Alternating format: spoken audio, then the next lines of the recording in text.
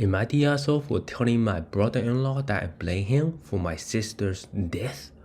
Oh, what exactly did the brother-in-law do that killed the sister? Let's read the story to find out what's going on. My older sister Anna will be 36 female and I, 34 female, were always super close growing up, even though we didn't have any common interests. Despite this, we never really fought or drifted apart. When she got into a good college, I got into it too. When I got a promotion at work and moved to cities, she moved too. Our parents were pretty normal, and we had an older brother, John, 39 male. That he was never as close with us. My paternal grandmother, however, suffered from severe mental illness her entire life, and was never diagnosed, but I think she was depressed, like my sister. During her sophomore year of college, she attempted to end her own life multiple times. Why? Wow, that may be depressing.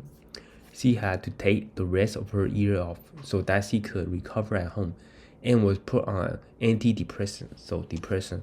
My parents didn't really acknowledge what was happening, even with how bad things were. She wasn't depressed, she was just dealing with a lot right now. Or worse, they told people she got dumped and was absolutely heartbroken.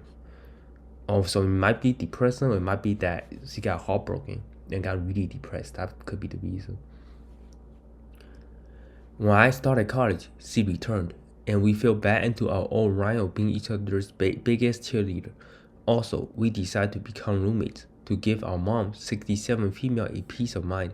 This too worked out well for us since we had lived with each other the first 18 years of our lives.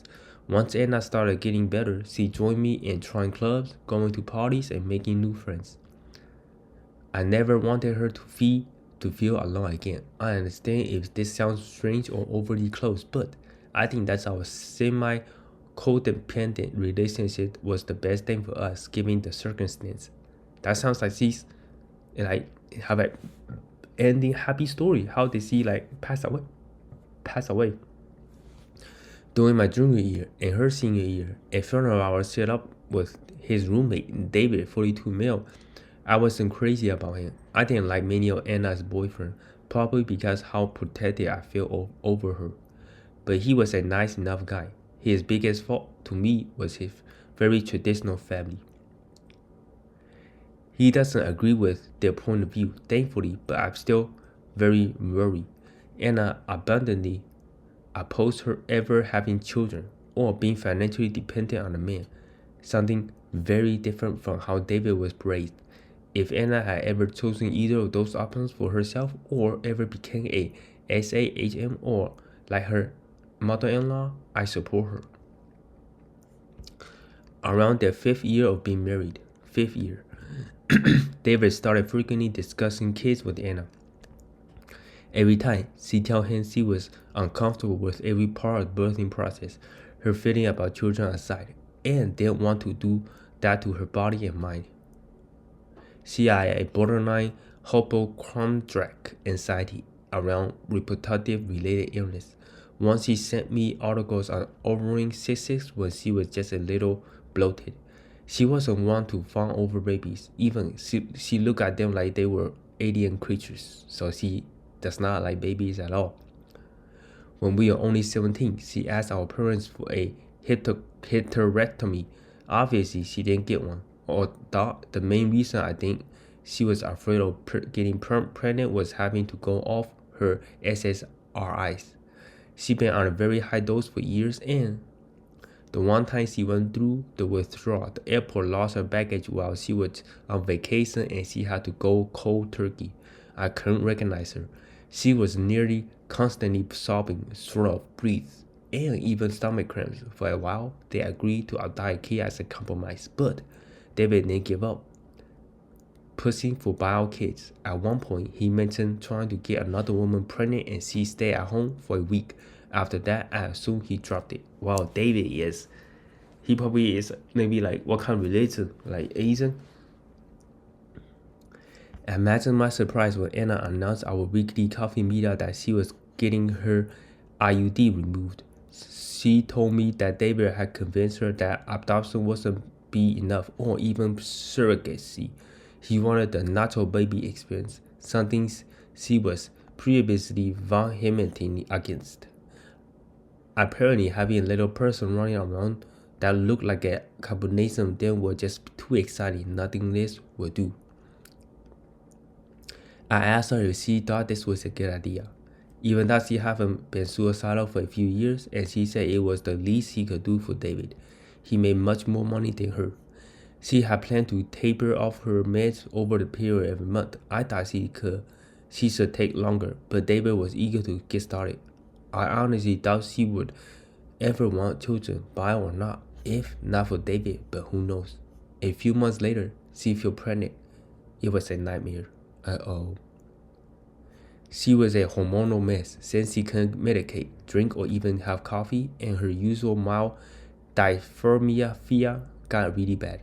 The physical symptoms were even worse: morning sickness multiple times a week, constipation, and fatigue.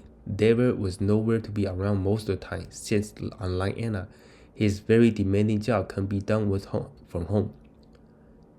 Because of all this, I moved in with Anna and David, so that she just had the extra bit of support. When she had her ultrasound, they discovered twin boys in her stomach. Oh my God, double the trouble. One is enough, but they have twins. She seemed genuinely excited, even told me she was happy her little boys will have a built-in friends like us. The glamour of life was what made me feel like I could go out of town for a few days for a work trip, but by the time I got home, she was gone. At 4 months, she just couldn't take it anymore.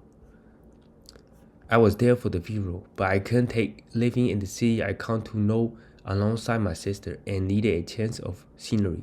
I already travel a few times a year for work, so I asked to be transferred to one of her foreign offices, and my boss was super understanding. In about a month, I had packed up or sold everything and got one-way ticket out of here. After 2 years, I recently returned to US and over the weekend, agreed to meet up with David and my parents for dinner. At first, it was nice. We all got to catch up with each other and reminisce about Anna. Mom and Dad are enjoying retirement. David recently downloaded Tinder. Things started going downhill when we started talking about her death and how we've been grieving. Things escalated and everyone was teaming up against me. My parents and David, as it turned out, both hold resentment about my sudden disappearance, since they were left to sort out Anna's affair while I was off partying with insert country here boys. David broke down at one point, and he told me that he wishes she had been killed, so he could blame someone. He said that because no one else did anything, he blamed Anna for killing his 2 baby boys. I know he was just saying that, and I can't imagine how he feels, but at that moment, I was seeing red. How dare he say that my sister cared more about the 2 babies who drove her to do something so dramatic than the woman he married. I stood up and yelled something along the line of, "If anyone killed Anna, it was you." My parents kicked me out of the house, rushing over to comfort David. Since then, my parents have been filling up my voicemail inbox with angry messages and nasty texts. They even blame me for killing Anna, which is just wild. Recently, John heard about that happened. He lives on the other side of the country with his wife and kid, and thankfully heard me out. While he resents David, too, he wants to apologize to him for saying something like that to him, since he said David didn't deserve to hear that, and I need to keep the peace. However, I can't bring myself to apologize to the guy despite knowing it will make my life way easier. So am I the asshole? Definitely not the asshole, because it was David's fault, right? David made her go off the med, and Anna clearly said that she does not want to have babies. She doesn't want to go through all the process to get a baby, and it hurts her a lot. And she may try to make compromise, saying that, hey, I can get adoption, we can get a surrogate, because they make a lot of money. David does make more money, but David said no, we need to get natural babies where your gene combined with my gene, that is the best feeling ever. And he relentlessly pressured her for 5 years to get her to start taking meds and start having babies. And the worst thing is, when she is pregnant, David is nowhere to be found. His job is demanding, stressful, and who was there when the sister needed? Anna. Anna moved in with the sister to help her out, right? And she thought she was okay because in the first couple months she looked like she's doing just fine, but in reality it was tearing it down. And Anna we just needed help a lot, right? It go just like it torn to pieces. And OP was there to help. And when she disappears, Anna just feel sick and kind of took her life. And I think it was definitely not the OP fault. It was David's fault. I think David is a real asshole for killing the sister, the brother-in-law. Totally agree. Leave in the comment section below what you guys think of the story. If you like